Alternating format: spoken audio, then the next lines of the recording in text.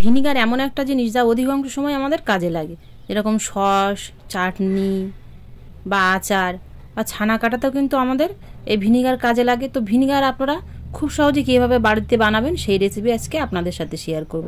অনেকে তো অনেক পদ্ধতিতে বানাচ্ছে, তবে আজকে আমি একদম পারফেক্ট দোকানে যেভাবে বানাই সেই পদ্ধতিতে বানিয়ে আপনাদের দেখাবো।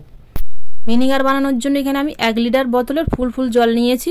ভিনিগার বানানোর জন্য জলের মাপটাই কিন্তু মেন। আপনারা 1 লিটার 500 বা 250 জল দিয়ে বানাতে পারেন, তবে মাপটা ঠিক করে নেবেন। এবার একটা পাত্রের মধ্যে জলটা ঢেলে নেব। সবসময় ভালো জলটা নেওয়ার চেষ্টা করবেন, যে জলটা আপনারা খান। জলটা 2 মিনিট ফুটিয়ে নেব। জলটা ফোটানোর মেন কারণ হচ্ছে জলের মধ্যে যদি কোনো ময়লা থাকে সেটা ফোটানোর পরে কিন্তু কেটে যাবে। জলের মধ্যে এরকম বুজ উঠলে বুঝতে হবে যে জলটা ফুটে গেছে। এবার নামিয়ে নেব। জলটা কিছুটা ঠান্ডা হলে আলাদা একটা পাত্রে একটা ঘন ছাঁকনির সাহায্যে ছেঁকে নেব। যদি কোনো ময়লা থাকে সেটা কিন্তু ছাঁকনিতে থেকে যাবে। জলটা আগের থেকে কিছুটা ঠান্ডা হয়ে গেছে, দেখুন এই হাত দিচ্ছি হালকা গরম আছে। এবার এখানে নিয়েছি আমি 15 টাকা সাইট্রিক অ্যাসিড। এটা অনেকে টক চিনি বলে, আবার অনেকে টক লবণও বলে। যে কোনো মুদির দোকানে কিন্তু পাওয়া যাবে, তবে আপনারা যতটা বানাবেন ততটা আনতে পারেন। 5 টাকা 10 টাকার কোনো ব্যাপার না। এবার ভালো করে লক্ষ্য করুন, এখানে আমি একটা ছোট্ট চা চামচ নিয়েছি। এই চা চামচের মাপ করে কিন্তু এই 1 লিটার জলের মধ্যে আমি গুনে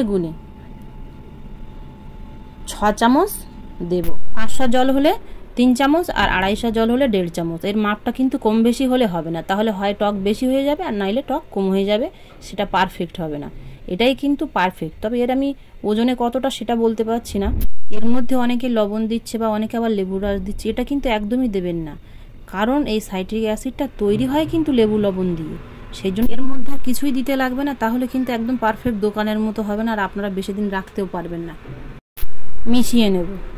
কিছুক্ষণ মেশালেই দেখুন একদম দোকানের মতো তৈরি হয়ে গেল ভিনিগার। একদম দেখুন স্বচ্ছ, একদম যেরকম দোকান থেকে কিনে আনা হয় পরিষ্কার, সেরকমই কিন্তু হয়েছে। যে বোতলের মাপ করে আমি জলটা নিয়েছি সেই বোতলে ঢেলে নেব, তবে কিন্তু বোতলের জলটা যেটুকু ছিল লেগে সেটা পরিষ্কার করে নিয়েছি।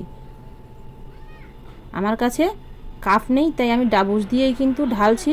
তবে আপনারা কাপ দিয়ে ঢালার চেষ্টা করবেন, তাহলে এক ফোঁটাও কিন্তু নষ্ট হবে না।